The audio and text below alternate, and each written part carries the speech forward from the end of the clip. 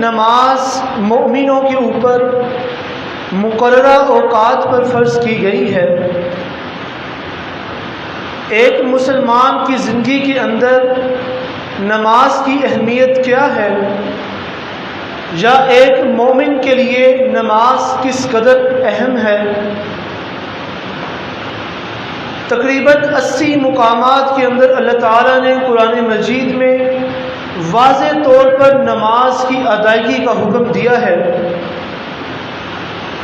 اور میں اپنی بات کا آغاز اس طرح کرتا ہوں کہ جس طرح نماز، روزہ، زکوٰۃ، حج یہ وہ عبادات ہیں جن کو مسلمان کے اوپر فرض کیا گیا ہے۔ حج صاحب استطاعت شخص کے اوپر فرض ہے کہ جس کو اللہ تعالیٰ نے وسائل دیے ہیں، اگر وسائل نہیں۔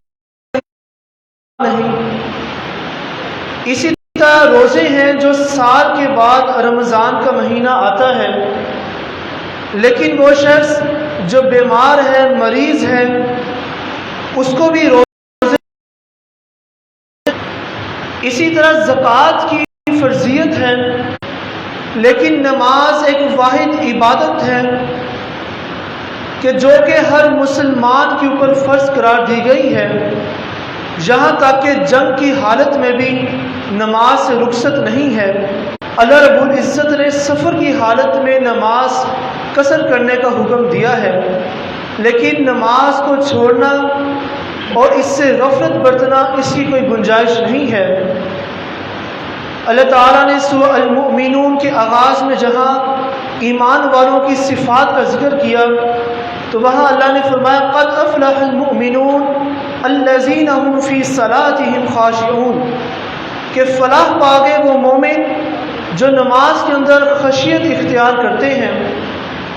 یہ نماز کے اندر خشوع اور خضوع اختیار کرنا کیا ہے کہ ایک انسان اس طرح سے اللہ تعالیٰ کی عبادت کرے کہ گویا وہ اپنے رب کو دیکھ رہا ہے، یا اپنے رب تعالیٰ سے ملاقات کر رہا ہے، یا اگر وہ اپنے رب کو نہیں دیکھ رہا تو دل میں یہ خیال ہو کہ میرا اللہ تو مجھے دیکھ رہا ہے۔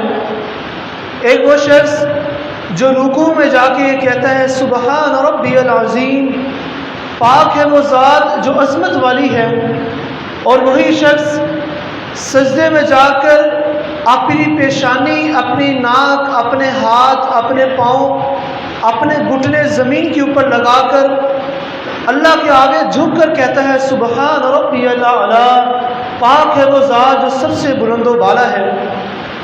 اور سجدے کی حالت وہ ہے کہ انسان سب سے زیادہ اللہ تعالیٰ کے نزدیک ہوتا ہے، گویا نماز اپنے رب سے ملاقات کا نام ہے، اپنے رب سے ملاقات کا ذریعہ ہے۔ اور پھر نماز کی اہمیت اللہ کے نبی صلی اللہ علیہ وسلم کی زندگی سے ملتی ہے کہ آپ صلی اللہ علیہ وسلم کے آخری الفاظ تھے الصلاۃ الصلاۃ الصلاۃ، نماز قائم کرو، نماز قائم کرو، نماز قائم کرو۔ اور بھی اللہ نے قرآن میں یہ بھی بتایا کہ نماز کیا اہمیت رکھتی ہے اور اس کا کیا فائدہ ہے۔ ان الصلاۃ تنہی عن الفحشاء والمنکر، کہ بے شک نماز انسان کو بے حیائی اور برے کاموں سے روکتی ہے۔ ایک شخص جو ایک نماز مسجد کے اندر ادا کر کے اپنے گھر کی طرف واپس لوٹتا ہے اور کچھ ہی گھنٹوں کے بعد وہ دوسری نماز کا انتظار کرتا ہے، تو یہ کیسے ممکن ہے کہ وہ اس کا انتظار، وہ نماز کی جستجو اس کو گناہ کی طرف مائل کر دے۔ 5 وقت کی نماز انسان کو صفائی کی طرف لے جاتی ہے، اسے گناہوں سے نکال کر روشنی کے راستے کی طرف لے جاتی ہے۔ اور پھر یہ بندے کے اوپر اللہ کا کتنا بڑا احسان ہے کہ ایک وہ شخص کہ جسے بار بار اللہ کے گھر جانے کی آرزو ہے۔ ایک حدیث میں اللہ کے نبی صلی اللہ علیہ وسلم نے 7 لوگوں کا ذکر کیا کہ جو قیامت کے روز آسمان کے سائے تلے ہوں گے۔ ان میں سے ایک شخص وہ بھی ہے کہ جس کا بار بار مسجد میں جانے کا دل کرتا ہے۔ یہ اللہ تعالیٰ کا انعام ہے کہ اللہ اگر ہمیں نماز کی ادائیگی کے لیے مسجد میں لے آتا ہے۔ اور پھر یہی نہیں، اللہ تعالیٰ نے سورہ المؤمنون کی کچھ ابتدائی آیات کے بعد یہ بھی کہا والذین هم علی صلواتہم یحافظون، اور وہ لوگ جو اپنی نماز کی حفاظت کرنے والے ہیں۔ نماز کی حفاظت سے کیا مراد ہے؟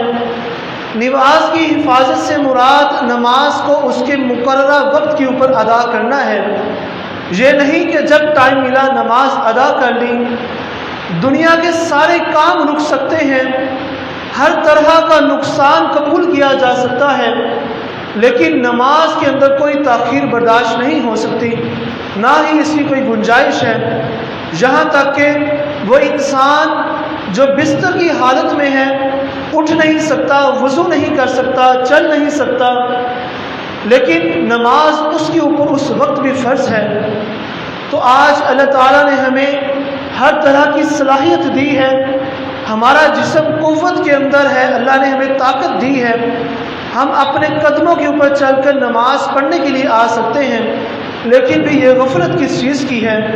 اور بھی اللہ تعالیٰ نے سورہ المدثر میں یہ بھی ذکر کیا کہ جب فرشتے جہنمیوں سے پوچھے جائیں گے، جہنمیوں سے جب یہ بات پوچھی جائے گی کہ تمہیں جہنم میں کیوں ڈالا گیا، تو وہ کہیں گے قالوا لم نک من المصلین، کہ ہم نماز نہیں پڑھتے تھے۔ اور سب سے پہلا سوال انسان سے نماز کے متعلق کیا جائے گا، یہ وہ عبادت ہے کہ جو حقوق اللہ میں شامل ہے، انسان اللہ تعالیٰ کی بندگی کرے، اور عبادت کے اندر احسان یہی ہے کہ اس طرح سے عبادت کی جائے کہ گویا اللہ تعالیٰ مجھے دیکھ رہا ہے یا میں اپنے رب کو دیکھ رہا ہوں۔ اور پھر ایک حدیث سنا کے میں اپنی بات مکمل کرتا ہوں۔